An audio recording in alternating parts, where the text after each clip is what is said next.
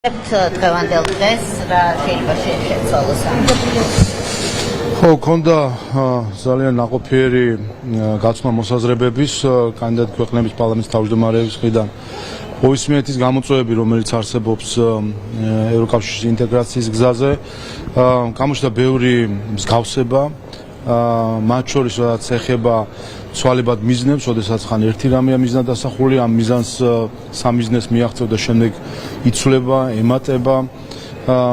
ასევე ხანდახან სუბიექტური მიდგომები წევრი ქვეყნების შიდა დღის წესრიგიდან, პოლიტიკური დღის წესრიგიდან გამომდინარე. ამ ყველაფრიდან გამომდინარე, ყველაფერთან ხვდებით, რომ მნიშვნელოვანი არის ერთობა, მნიშვნელოვანი არის ერთმანეთში ინფორმაციის გაცვლა, მხარდაჭერა, გამოცდილების გაზიარება.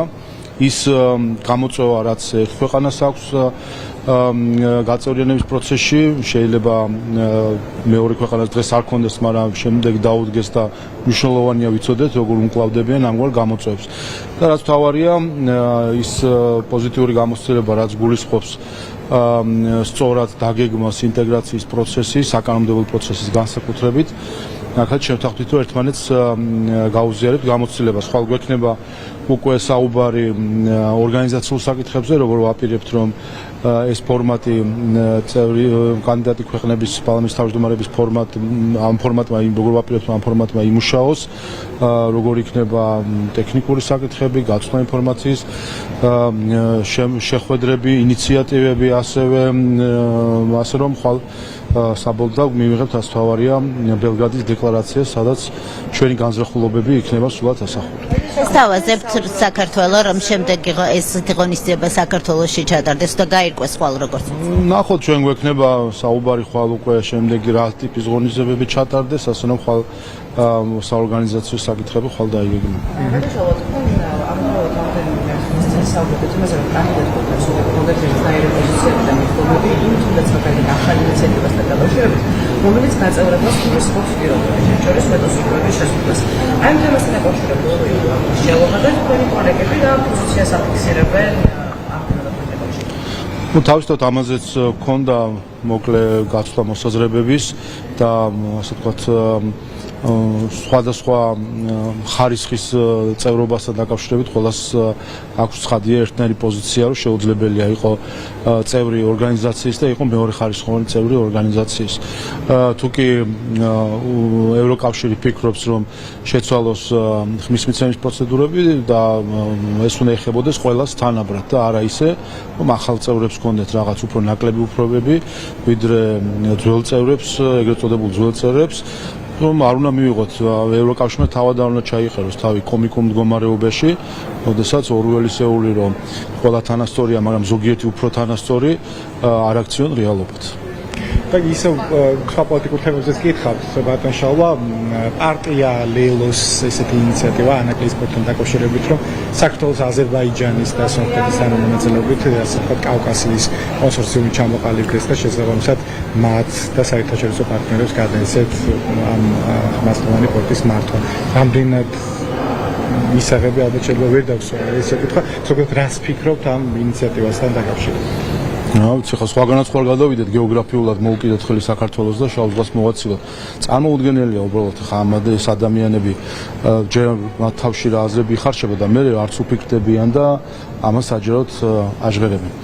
რაც შეეხება ლელოს და ანაკლის სპორტს და ლელოს და მის ხელმძღვანელებს, ეს საზოგადოების უკვე ცხადია და განაჩენი გამოტანილია სამართლებრივიც და პოლიტიკურიც. ლელო არის თაღლითების მიერ დაფუძნებული პარტია, რომელიც იყო ჩვეულებრივი თაღლითური პროექტი იმისთვის, რომ საქართველოს ბიუჯეტიდან გამოეგზავნათ 1.5 მილიარდი. ამისთვის შეიქმნა ეს პარტია, რომ თაღლითური სქემა განეხორციელებინა ხაზარაძე ჯაფარიძეს 1.5 მილიარდი ბიუჯეტისთვის, ბიუჯეტიდან ჩაედოთ საკუთარ ჯიბეში და წაიღოთ ის ფული, ან ვითომ და ანაკლის სპორტის მშენებლობაში ხელის შეშლისთვის. ეს თაღლითობა ჯერ ქართულ სასამართლოებში გამოაშკარავდა და შემდეგ საერთაშორისო არბიტრაჟებში არაერთში გამოაშკარავდა თუ რა თაღლითობასთან ქონდა საქმე. თავი რო დავუნებოთ იმაზე, რომ თაღლითობაზე ეს ადამიანები თაღლითობაზე ამ ადამიანების წინააღმდეგ განაჩენილი გამოტანილი ქართულ სასამართლოში, ასე რომ ეს არის თაღლითური პროექტი, თავად პარტია, რომლის მთავარი მიზანი იყო თაღლითური მიზანი, რომ საქართველოს ბიუჯეტიდან 1.5 მილიარდი გამოეძალა პოლიტიკური ზეწოლი. ასე რომ მათი მოსაზრებები ანაკლიასთან დაკავშირებით გასაგებია რომ ხაზარაძე ავალებს მათ, მაგრამ ცოტა თვითონაც ხონა დაფიქრდნენ რომ არ უნდა იყვნენ გამხმოვანებელი ხაზარაძის ყველაფერს რასაც ხაზარაძე ეუბნება. გამოვიდეს ხაზარაძე თავად ილაპარაკოს თუ რამის თქმა უნდა, თუ კი რაიმე ეთქმის საერთოდ ანაკლიასთან დაკავშირებით. ეს არის ის ადამიანი, რომელმაც ფაქტობრივად კინაღამ კრახამდე მიიყვანა ანაკლიის პროექტი. სახელმწიფომ 20 ჯერ შეცვალა მის გამო ხელშეკრულებები იმისთვის რომ კიდე შანსი მიეცა, კიდე რაღაცნაირად დახმარებოდა იმისთვის რომ ხელი შეეწყო იმაში რომ ინვესტიციები მოეძდა. აღმოჩნდა რომ თაღლითობასთან ჰქონდა საერთო ჯამში საქმე, იმით რომ არანაირი ინვესტორი არ მოუზიდია, ტყუილად აცვლებინა სახელმწიფოს ხელშეკრულებები და პროექტი ჩაშლამდე მიიყვანა და სანამ სახელმწიფომ არ მოკიდა ხელი და ხედავთ რა დრო დაჭირდა მათ შორის, იმიტომ რომ გამოსწორებული იყო მათი გაფუჭებული და დღეს სახელმწიფო უკვე სულად საკუთარ თავზე იღებს ამ პროექტს და ეს არის მნიშვნელოვანი ძალიან მიხარია რომ ის გადაწყვეტილება რომელზეც უკვე გარკვეული პერიოდია მიდიოდა მსჯელობა გუნდში, ეს გადაწყვეტილება იქნა მიღებული და ეს იქნება ქართული პროექტი ანაკლია, რომელიც იქნება ჩვენი სტრატეგიული პროექტი და პორტი და რომელშიც მე ყველა შეიძლება მონაწილეობა იმ პირობით თუ საქართველოს იქნება მესაკუთრე და სხვები იქნებიან მოსარგებლეები, ვისაც ექნება სურვილი რომ ისარგებლოს, ყველას მიესალმები და ნახეთ თქვენ ამხელა ინტერესი არის სხვა ქვეყნიდან, აზერბაიჯანი, ცენტრალური აზია, ყურის ქვეყნები, ყველას აქვს უკვე ინტერესი ამ პორტთან დაკავშირებით, ასე რომ მოიძებნა ყველაზე ოპტიმალური გადაწყვეტა ამ საკითხის, რომ საქართველოს იქნება მესაკუთრე, ვისაც უნდა შემდეგ კონდეს თავისი სარგებლობის შესაძლებლობა პორტის სხვადასხვა ინფრასტრუქტურით, ისარგებლოს უკვე შეუძლია თავგადასავალი მონაწილეობით. პოტენციალურად კიდევ ერთ ოპოზიციურ პარტიაზე უნდა გკითხოთ, გიორგი გახარიას თანაგუნდელები პარლამენტში მომხდარ ინციდენტს ისევ ეხმიანებიან, ისევ საუბრობენ, რომ ყველამ უნდა აგოს პასუხი და ბუნებრივია აქ მართველი პარტიის წევრებზე საუბრობენ. ისინი რას გვეტყვით, რას ცდილობენ ისინი ასეთი ტიპის განცხადებებით, თხოვენ მართველი პარტიის წევრების პასუხისმგებლობას. მე მგონი ძალიან მომაბეზრებელი არის მათი ეს დამოკიდებულება. გასაგებია რომ ისეთი ინციდენტი რაც პარლამენტში მოხდა არ იყო კარგი და უპირველეს ყოვლისა საზოგადოების თვალში ეს არ იყო კარგი. თავადაც კარგად იციან როგორ დაიწყო ეს ყველაფერი, სწორედ მათი ფრაქციის წევრების უღრისმა საქციელმა მიიყვანა ეს ყველაფერი იმ წერტილამდე, როდესაც სამწუხაროდ კონფლიქტი წარმოიშვა უკვე, ასე რომ საკუთარი დაშავებულს ახლა თუ ცდილობენ რომ ზედმეტი წუწუნით რაიმენაირად გამოასწორებენ და თავს ახლა მსხვერპლის როლში ჩაიყენებენ, ამას ძალიან ცდებია.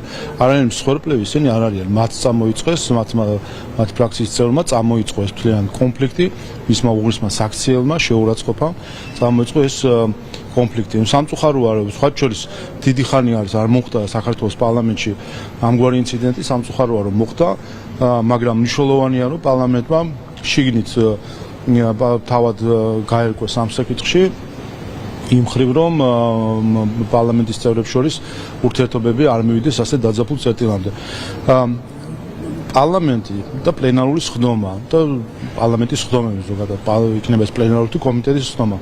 ეს არის სპეციფიური სივრცე, ეს არ არის ჩვეულებრივი საჯარო სივრცე, ეს არის კონსტიტუციური ფორუმი, სადაც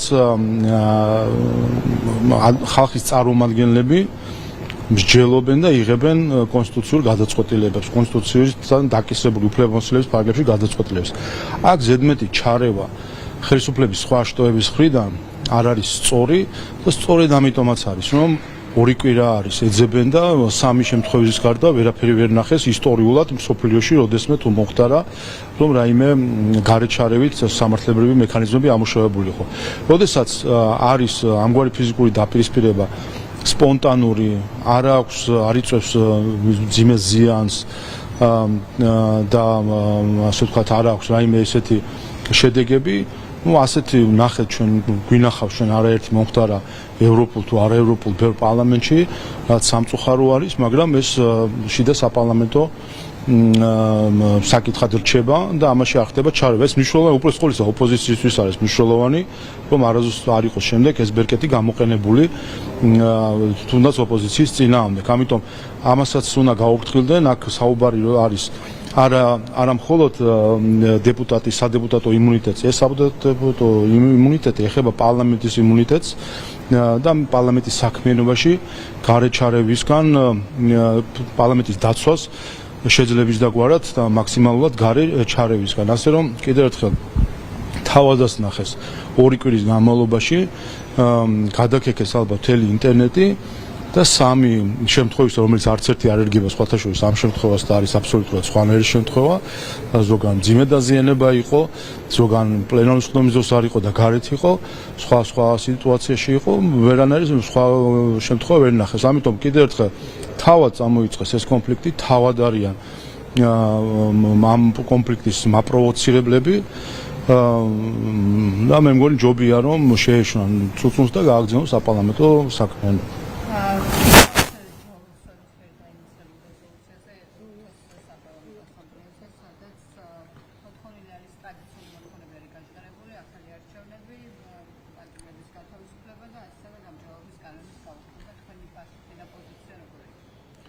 მე მგონი ჩვენმა დელეგაციამ გასცა ყველაზე ადეკვატური პასუხი ამ ყველაფერს. ეს არის აკვიატება ერთი ადამიანის, რომელიც გადაეკიდა ამ ჩვენ ქვეყანას თავისი პირადი ინტერესებიდან გამომდინარე და ამ აკვიატებიდან ვერ გამოდის. ახლა მისი ცნობილი სამსართულიანი მიმართვა საქართველოს მიმართ როგორც პრორუსულ, პროჩინულ, პროირანული, ამ ხსეთი ასე ვთქვათ მართლა პროფანაცია პოლიტიკური განცხადებებისა, რაც მისი პირიდან გვესმის ხოლმე, ამის შემდეგ მე მგონი სერიოზულად არ უნდა მოვიყვანოთ. ამას გვირჩევენ მათ შორის ჩვენი ამერიკელი კოლეგა ზოგიერთი, რომ არ მივაქციოთ ყურადღება ჯო რუსოს. ამიტომ ყველაზე სწორი გამოსავალი არის, რა ვიცი, გასაგებია ეს აკვიატება და როგორც აკვიატების მქონე ადამიანებს ექცევიან, არ უნდა მივაქციოთ ყურადღება და გავატაროთ. მით უმეტეს ახლა ვნახე, რომ გამოვიდა ინფორმაცია მისა და ამერიკის დელეგაციის ხელმძღვანელს შორის დაპირისპირებასთან დაკავშირებით და აქაც კარგად გამოჩნდა. მარტო ჩვენს მიმართ კი აქვს აკვიატება კი არ აქვს და მომაბეზრებელი ჩვენც მოაბეზრა თავის დელეგაციის ხელმძღვანელსაც კი თავისი აკვიატებებით ზუსტად. რომ ხელმძღვანელმა უთხრა ამერიკაში აღარ დაგინახო ჩამოსული ვარ. ასე აკვიატებული დამოკიდებულები თავს აბეზრებს ყველასთან. ნუ მოაბეზრა უკვე ქართულ საზოგადოებასაც საგვისიამ დამოკიდებულებით, მაგრამ კიდევ ერთხელ რას ვიზავთ ჩვენს ახლა თავს ძალა მეტი ზემოთ ძალა არ არის. ასე უყუროთ თავარი ერთადერთი რომ ჩვენ ამ ადამიანის ქცევაზე ნერვი არ ავიშალოთ და ახლა როგორმე გადაივლისოს ყველაფერი. დიდი მადლობა. აბა მეგობრებო, ეხლა თან კონკრეტულად არა, კადრი